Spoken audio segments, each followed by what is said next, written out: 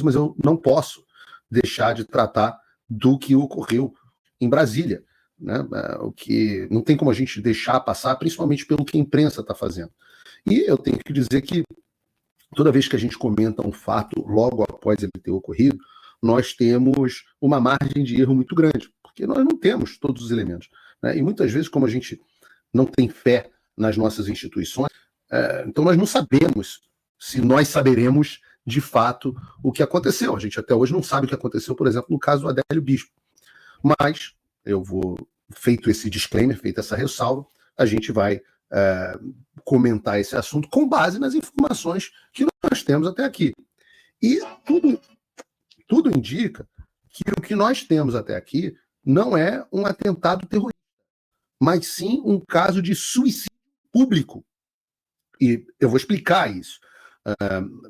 Vocês entenderem o racional e a diferença entre um atentado terrorista e um suicídio público. Para isso, deixa eu abrir uma reportagem que foi do Diário do Poder. Diz aqui, a reportagem: homem se deitou no chão e detonou bomba debaixo da cabeça, relata vigilante. Relata vigilante. Então, testemunha do caso. O subtítulo traz a seguinte informação: relato de vigilante do STF não deixa dúvida quanto ao ato suicida. E esse é o Diário do Poder, não foi? Não estou falando aqui estou falando de uma testemunha reportada pelo Diário do Poder, não é o Paulo Figueiredo. Diz a reportagem: um homem que morreu diante da sede do STF na noite dessa quarta não tentou atingir pessoas durante as explosões que resultaram em sua morte. A polícia trata o caso como suicídio baseado em evidências e no testemunho de um vigilante local. Inicialmente, Francisco Vanderlei Luiz detonou uma primeira bomba e depois, de acordo com o relato da testemunha, ele abriu parte da roupa e mostrou que tinha explosivos presos ao corpo. Somente depois ele se deitou no chão, acendeu o segundo artefato e colocou debaixo da cabeça até explodir. E esse relato, segundo a reportagem, foi divulgado por emissoras como a Globo News. Eu peço, Bruno, que para a gente basear nosso entendimento, para a gente ter um pouco mais de elementos para basear o nosso entendimento, eu peço gentilmente que a gente coloque um vídeo com as imagens de câmera que nós tivemos do próprio Supremo Tribunal Federal. A partir de 1 minuto aqui.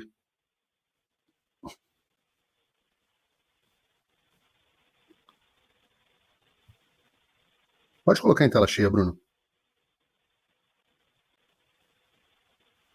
São imagens do Poder 360.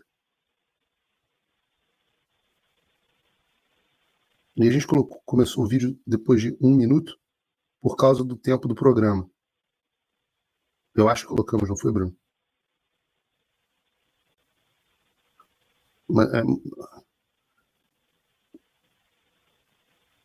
E você vê que ele passa por uma pessoa, não faz nada, aí ele chega perto da estátua da Justiça,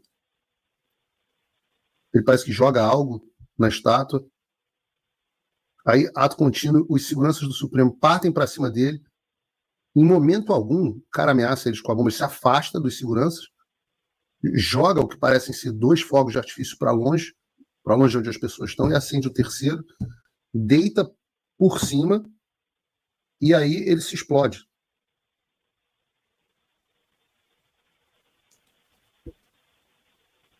É uma coisa muito impressionante. E eu digo isso porque... Pode voltar para mim também, Bruno. O cara teve inúmeras oportunidades de vitimar outras pessoas com os explosivos que ele carregava, mas não o fez. Pelo vídeo, fica evidente que ele, de fato, não tentou atingir outras pessoas. Razão pela qual, pelo menos até agora, a própria polícia trata o caso como sendo de um suicídio. Um suicídio público, inclusive com base nas testemunhas que estavam lá e testemunharam. E essa é efetivamente a diferença entre um suicídio e um atentado terrorista. E aí vem o nosso astronauta. Pô, esse cara, ele tem muita dificuldade de dar uma dentro. Muita dificuldade. E fala, não, atentado terrorista, estou comparando com... No Brasil não pode virar Irã. Atentado terrorista, ele tem por objetivo a destruição de algo, ou vitimar outras pessoas, por definição. Nenhum atentado terrorista português, o sujeito só explode a si mesmo. E eu falo isso como português, então tem lugar de fala. E eu diria que não seria nem o primeiro caso. E eu me surpreendo com o fato da imprensa não levar essa história, levantar essa história. Tira só a setinha aqui para mim, Bruno, que eu quero olhar a data. Não, tá a marcação aqui, eu quero olhar a data. Eu acho que é de dezembro ou de janeiro, isso. De 2/2 de 2023. Aqui, fevereiro do ano passado. O cara atirou fogo a si mesmo, né? Na esplanada dos ministérios, em protesto contra o Supremo. Um cara que momentos antes, estava gritando palavras contra o Alexandre de Moraes. Ora, foi atentado também? Essa é a pergunta da imprensa. Cadê o jornalismo? Ninguém lembra disso? Ninguém lembra que a história aconteceu? Todo mundo tem uma amnésia coletiva? E qual a diferença do sujeito se tacar fogo ou deitar em cima de um explosivo? Por que antes foi suicídio e agora é atentado? Agora, o que vocês devem, a reflexão que deve ser feita, e eu sempre falo isso, toda vez que acontecer alguma coisa, você pergunta assim, quem é o beneficiário? A quem interessa o crime? A quem interessa o ato? Ou quem está tentando se utilizar deste ato para se beneficiar?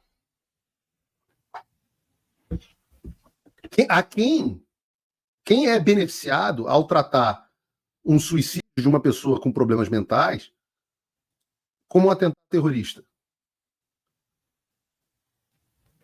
E aí não interessa, né? É a história, é o Groucho Marx, é a brincadeira dele. Você vai acreditar em mim ou nos seus próprios olhos? Tem o vídeo, tem a testemunha, tem as reportagens, tem tudo. E os ministros preferem tratar por conveniência própria.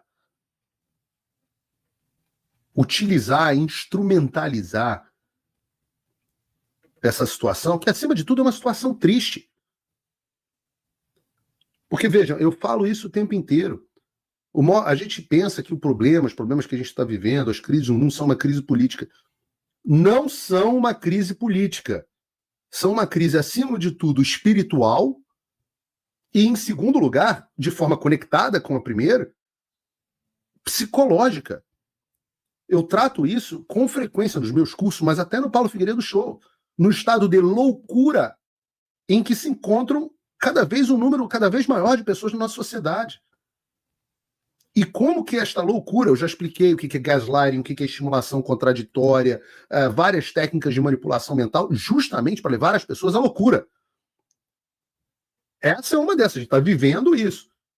O sujeito vai lá, obviamente num estado de desequilíbrio, se explode com cuidado, ainda tem isso, com cuidado para não causar outras vítimas, e isso é tratado como atentado terrorista. E você está vendo que não é, mas a imprensa e o STF tratam como é. Isso por si só, que se chama de gaslighting, é uma técnica.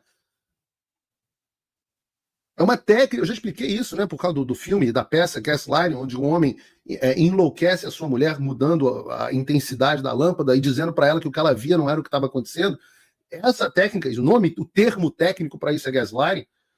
O gaslighting é feito para enlouquecer. E aí há alguma surpresa quando as pessoas realmente enlouquecem? E aí, óbvio que vem o uso político, porque não há absolutamente nenhum pudor em utilizar o cadáver de um louco para fins políticos. Porque nós estamos tratando de uma outra patologia mental, que é a psicopatia. Essa talvez não causada. Discussão para outro dia, se psicologia é causada genética ou genética causada por algum gatilho. Vocês podem dar a opinião de vocês no chat, fiquem à vontade. E o que dizem os ministros do Supremo Tribunal? Após explosões, ministros do STF enterram a possibilidade de anistia aos condenados de 8 de janeiro. E aí vejam a loucura. Olha a loucura. Não vamos permitir que ousem debater. Reflitam sobre essa frase, reflitam mesmo. Depois de um atentado que não foi atentado, convenientemente os ministros do Supremo enterram qualquer possibilidade de anistia aos presos do 8 de janeiro e o pior de tudo, proíbem o parlamento parlar, do latim falar. Eles proíbem o parlamento de falar sobre o assunto. Eu não tenho como comentar isso sem falar PQP. Tem gente que me pede para não falar palavrão, derruba ainda mais o engajamento do vídeo, mas PQP coloca, irmão, proíbem de falar. Então, um desgraçado de um psicopata que tem uma porra de uma toga, ele decide que ele não vai deixar o órgão de debate público dos nossos representantes debater algo com base num suicídio. Ninguém pode achar isso normal. Ninguém pode achar, não pode ser uma reportagem de jornal em qualquer lugar do planeta que trate esse tema com naturalidade. Não, inclusive eles disseram que é proibido debater. Esta frase, não vamos deixar debater, não vamos permitir que ousem, porque debater passou a ser ousadia. Não vamos permitir que ousem debater. É isso que esses caras chamam de normalidade institucional. Gilmar Mendes, Barroso, Alexandre. Os mafiosos viram o poder legislativo, deveria ser independente, e dizem, não pode debater um projeto de lei. E não dá para não fazer um paralelo com o incêndio do hashtag do parlamento alemão, que um evento que foi completamente desconexo, talvez, tudo indica, inclusive armado pelo próprio Partido Nazista, que foi o que consolidou a dominação do poder político e judicial e policial pelo Partido Nazista. E reparem, quando eu digo que é algo desconexo, é porque realmente é desconexo. Vejam o grau, e é óbvio que é para enlouquecer. Qual é a ligação do cara ter se suicidado com não poder se discutir anistia para pessoas que foram presas e estão sendo condenadas absolutamente sem nenhum respeito ao devido processo legal, apenas absurdas?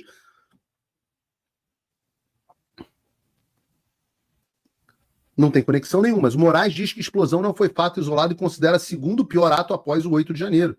E é muito canalha. Porque o cara dizer... Olha a tese do cara. O cara diz que uma pessoa se suicidando, tentando não vitimar ninguém, em frente ao Supremo Tribunal Federal, um caso de pena. Pessoa em estado mental de loucura, a gente tem que ter pena, pô. Vai dizer que você não... Você que está em casa, você vai me dizer que você não tem nenhum maluco na sua família? Na minha tem, pô. Além de mim. Tem malucos que são... A gente tá lá, né? O maluco a gente tá sempre, porra, ali tentando dar um suporte familiar. Né? Um dia a gente tem uma discussão sobre o problema da política antimanicomial, como que isso aconteceu, com toda a influência, não só do Foucault, mas também a influência soviética nessas atitudes, né? Um dia a gente tem uma discussão sobre isso. Mas um ato que deveria ser de tristeza, que não tem nenhuma conexão com o 8 de janeiro, o Alexandre diz que é o pior ato desde o próprio 8 de janeiro. Então, o pior ato foi uma tentativa de golpe que não existiu. Mulher pintando estátua de batom e uns caras que até hoje a gente não sabe fazendo baderna. Esse foi o pior ato. O segundo pior foi um suicídio privado. Aí eu me pergunto para vocês que estão no chat, será que, sei lá, né? Esse é o primeiro e o segundo pior ato. Será que, sei lá, Alexandre, uma tentativa de assassinato que de fato ocorreu ao candidato que acabou se elegendo presidente da República, será que esse não é um fato pior, não? Porque o golpe não ocorreu, a tentativa de golpe não ocorreu, nenhuma arma, o atentado não foi atentado, o golpe que não foi golpe, o atentado que não foi golpe, foram piores? do que o verdadeiro atentado, a verdadeira tentativa de assassinato, que foi assassinato, que não foi só porque os médicos salvaram o Bolsonaro? Mas nem menciona. O que nos leva a outra questão que deixa evidente, para qualquer dúvida, e a gente já sabe disso, não tem isso. Assim, é só mais um exemplo da esculhambação jurídica que virou o Brasil, é que ato contínuo. O que aconteceu? O inquérito para apurar essas relações vai puxado para quem? Para o Alexandre de Moraes. Não, é conectado com milícias digitais. Aí você fala assim, caralho, como é que você vai conectar o Oswaldo Eustáquio com o cara que se explode em frente ao Supremo Tribunal Federal, com o Elon Musk, com o... Cara, eu fico imaginando, eu tô vendo a segunda temporada daquela série antiga Prison Break, né? E eles têm aqueles quadros, chama Bolotário, esse troço. Eles têm um quadro assim, né? Aí o cara fica, não, o cara fugiu para cá, aí conecta tudo e tal. Eu fico pensando como é o bolotário da Polícia Federal no inquérito das milícias digitais e das fake news. Elon Musk, Donald Trump, Jason Miller, Paulo Figueiredo, o cara que explodiu, a velha do batom, puta merda, cara. Ninguém pode tratar isso com normalidade. Eu estou falando isso para vocês porque se alguma pessoa falar isso para vocês, você tem que sacudir a pessoa e falar, sai do transe! Não é possível. O Alexandre virou o super juiz de tudo, jurisdição e competência sobre tudo e sobre todos, que é o que reclamavam, com razão, do Sérgio Moro, mas muito pior. Olha as aspas desse psicopata. O que ocorreu ontem, né, na quarta, não é um fato isolado do contexto. É um contexto que se iniciou lá atrás, quando o famoso gabinete do ódio começou a destilar discurso de ódio contra as instituições, contra o STF, principalmente contra a autonomia do judiciário e contra os ministros e familiares de cada um. Ou seja, a culpa é minha. A culpa é minha por simplesmente relatar as maluquices que esse cara faz, como essa que ele está fazendo. Esse aqui é o caso de Gasline. Então, no caso do Trump, os caras inventam que o cara é nazista, inventam que o cara não sei o que, inventam que é uma ameaça à democracia, blá, blá, blá. No caso do Alexandre, a gente relata o que ele faz. Só diz, ó, ele fez isso. Ele está fazendo aquilo. E o cara recebe crítica do planeta inteiro. Então, eu me pergunto, o The New York Times é gabinete do ódio? O Washington Post é gabinete do ódio? O Congresso americano é gabinete do ódio? Por simplesmente, o Elon Musk, claro, né? Por simplesmente relatar o que você faz. E aí, não só você é culpado pelo suicídio do cara. Será que não é o contrário, não, Alexandre? E já deixou claro o que vai fazer.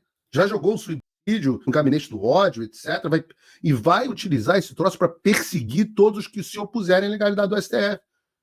E não demorou nem 24 horas para acontecer. Aí diz, o cara é filiado ao PL. O cara era filiado, foi candidato a vereador do PL. PL que é o atual partido do Bolsonaro. Olha a manchete do Globo. PL, não tem como o PL ter filtro, diz Valdemar após candidato do partido, ex-candidato do partido, se explodir bomba em Brasília. Matéria da Andréa Sadi. E ela cita as aspas do Valdemar e aí adiciona um comentário dela na manchete. Após ex-candidato do partido explodir a bomba em Brasília. Ou seja, ela quer de qualquer jeito ligar o cara ao Bolsonaro. Só que o que ela esqueceu convenientemente, André, de avisar, é que o doidinho, o Francisco Vanderlei, ele foi candidato a vereador pelo PL em 2020. Bolsonaro era do PL em 2020? Ora, é claro que não. Mas não cita, né? Nem a CNN, eu vou falar um negócio, André, nem a CNN quis sustentar essa história. Olha esse vídeo que o senador Jorge Seif publicou nas redes sociais dele.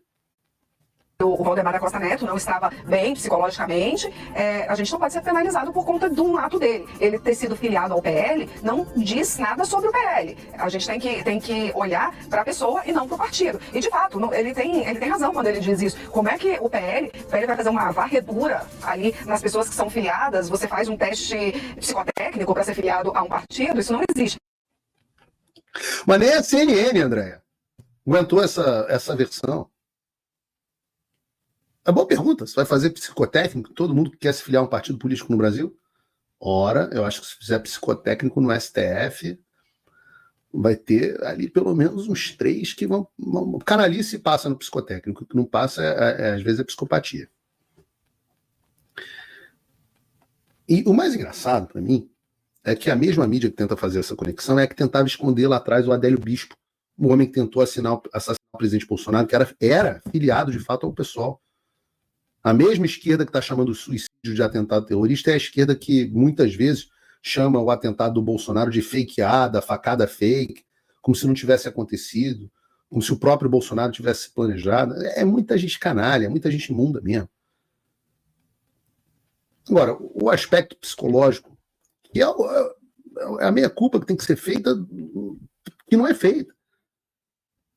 É do estado de desespero de um povo que perdeu fé nas instituições públicas.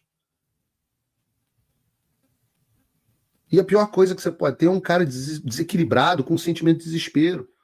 Porque eu diria o seguinte, a maior parte da população brasileira está em desespero.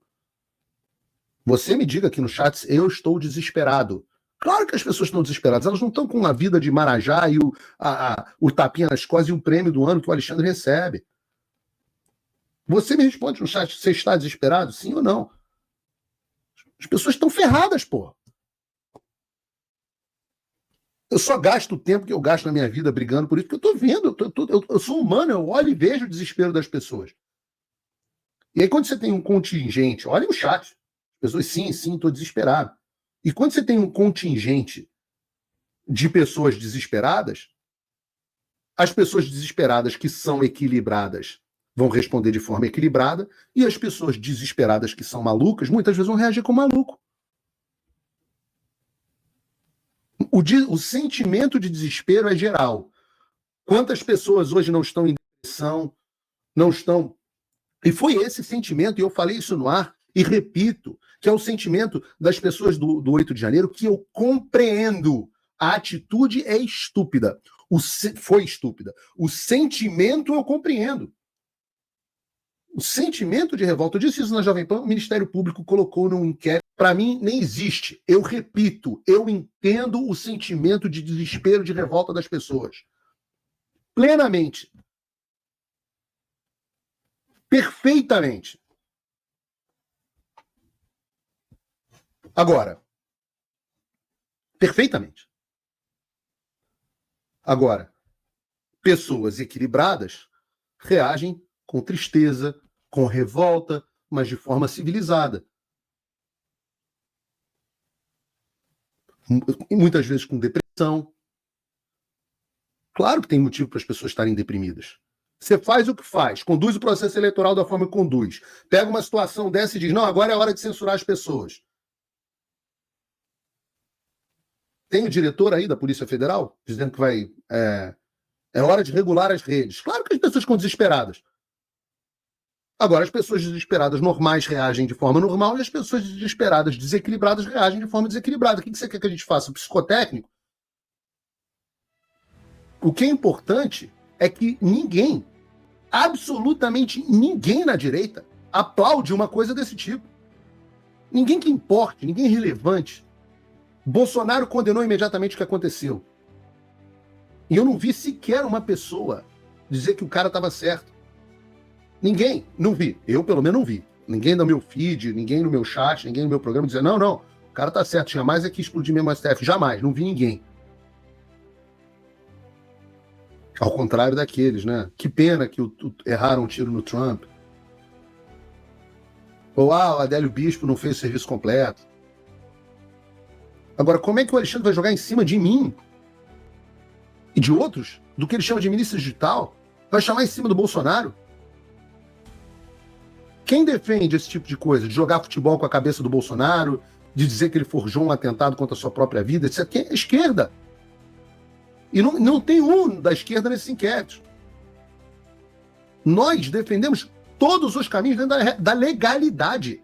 Eu já falei aqui 1 milhão de vezes, ainda torço a Deus, oro, rogo por você, Alexandre, todas as noites, por 2 coisas. Primeiro, para que Deus preserve a sua vida. Porque eu quero que você enfrente as consequências do que você fez neste mundo. No próximo eu sei que você vai enfrentar, eu não tenho a menor dúvida disso.